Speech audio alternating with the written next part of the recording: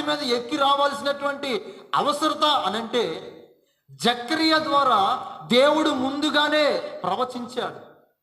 జకర్యా గ్రంథం 9వ అధ్యాయము 6వ వచనాన్ని మనం చదివితే, జకర్యా గ్రంథం 6వ అధ్యాయము 9వ వచనాన్ని మనం చదువుదాం.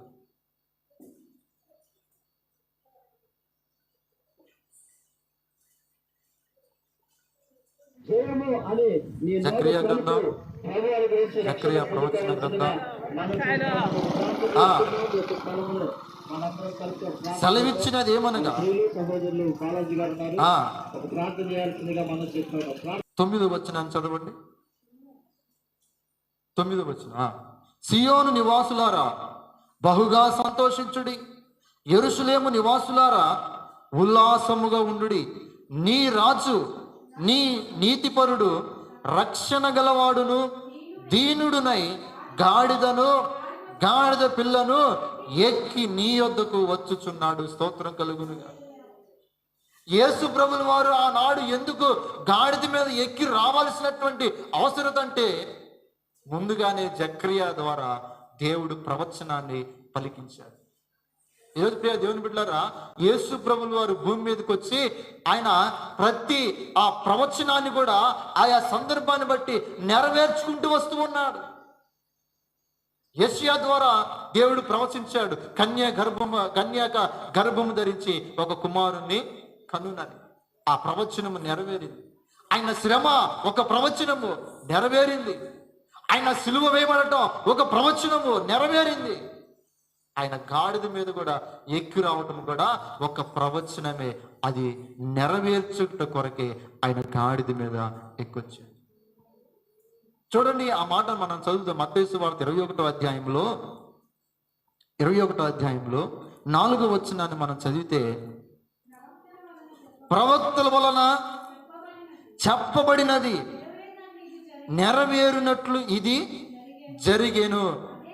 అదేమనగా, ఇదిగో నీ రాజు సాత్వికుడై గాడిదను భారవాహక పశుపిల్లలైన చిన్న గాడిదను ఎక్కి నీ యొద్దకు వచ్చుచున్నాడు. జకర్యా ప్రవక్త ఏం చెప్పాడండి?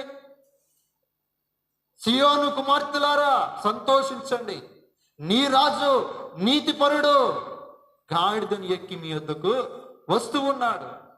4వ వచనంలో మనం చదివాం, ప్రవక్తల వలన చెప్పబడినది నెరవేరునట్లు ఇది జరిగెను. అయితే ప్రియ దేవుని బిడ్డలారా, ఈరోజు నేను చెప్పాలనుకున్నటువంటి విషయం ఏంటంటే, ఆల్రెడీ యేసు ప్రభుల వారు గాడిద మీద రావటము అది ప్రవక్తల ద్వారా చెప్పబడింది, నెరవేర్చబడింది, పూర్తయిపోయింది అది. కానీ ఈ రోజున మనుషులు దానిని సంవత్సరాలుగా ఆచారంగా పెట్టుకొని ఈ రోజున మట్టలు పట్టుకొని ఊరేగుతున్నారు. యేసు ప్రభుల వారు ప్రవచనాన్ని నెరవేర్చడానికి అలా జరిగించాడు. నువ్వు ఏ ప్రవచనాన్ని జరిగించడానికి, నువ్వు ఏ ప్రవచనాన్ని నెరవేర్చడానికి అలా తిరుగుతూ ఉన్నావు?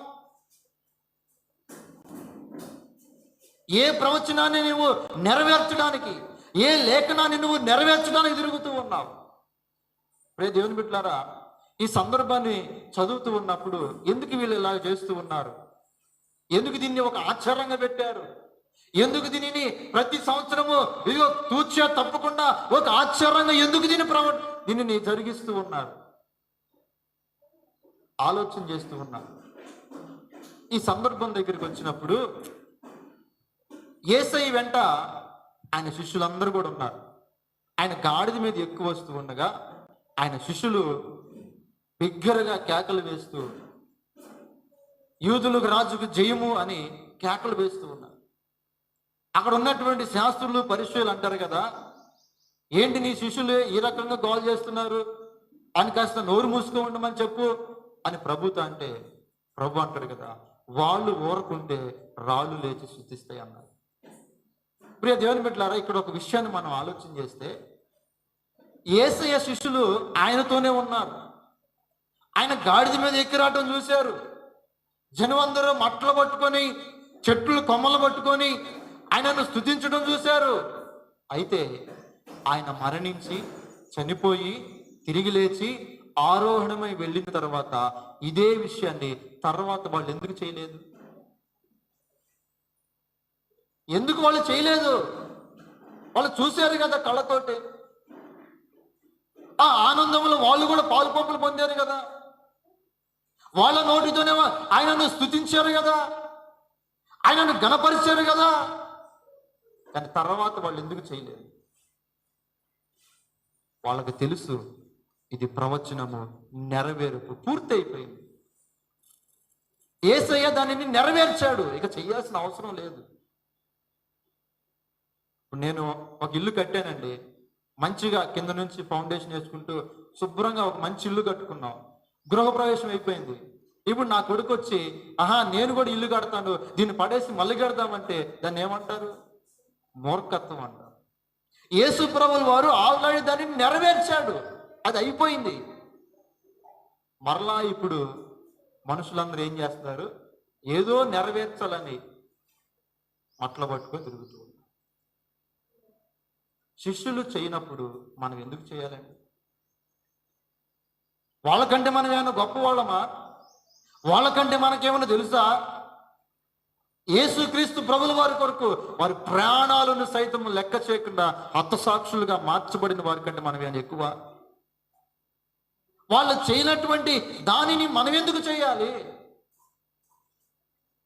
పరిశుద్ధాత్మ దేవుడు 40 మంది చేత బైబిల్ గ్రంథాన్ని రాయించాడు. రాయించినటువంటి దేవునికి తెలియదా ఏది రాయాలో ఏది రాయకూడదు? ఒకవేళ అనుసరించాల్సినటువంటి విషయం అయితే ఆయన రాయకుండా మానుకుంటాడా? ఏం చదువుతున్నారు ఈ రోజున బైబిల్ గ్రంథాన్ని? ఏం పరిశీలన చేస్తూ ఉన్నారు?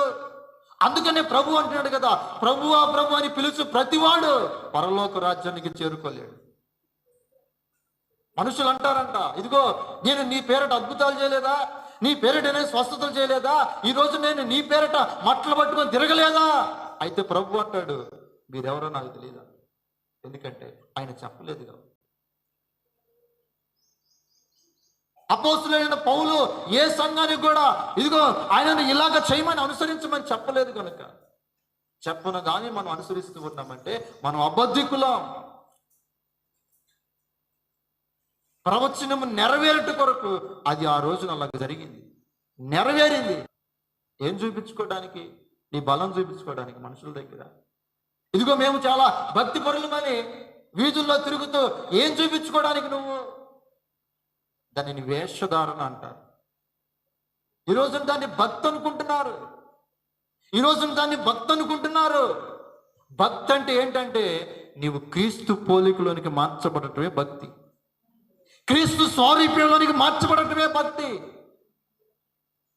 అపోస్తులైన పౌలు అంటాడు కొరింథీ సంఘానికి, నేను క్రీస్తుని పోలి నడుచుకున్నా, మీరు నన్ను పోలి నడుచుకున్నా అంటున్నారు. అది భక్తి అంటే. క్రీస్తు స్వరూప్యంలోనికి, క్రీస్తు పోలికలోనికి అద్దంలో చూసుకుంటే ఇదిగో నేను క్రీస్తులాగే ఉన్నానని మనల్ని మనం చెప్పుకోవాలి. అట్లా చేయాలి. కానీ భక్తి బట్టలు పట్టుకొని తిరిగినంత మాత్రాన నువ్వు పెద్ద భక్తిపరుడు కాదు. ఎందుకంటే అపోస్తులు ఎక్కడ మనకు చేయలేదు, వాళ్ళే మనకు మాదిరి. ఇప్పుడే దేవుని బిడ్డలారా, సత్యమునకు అసత్యమునకు మధ్యలో ఒకే ఒక అక్షరం తేడా. అనే అక్షరమే ఆటికి దీనికి అడ్డు.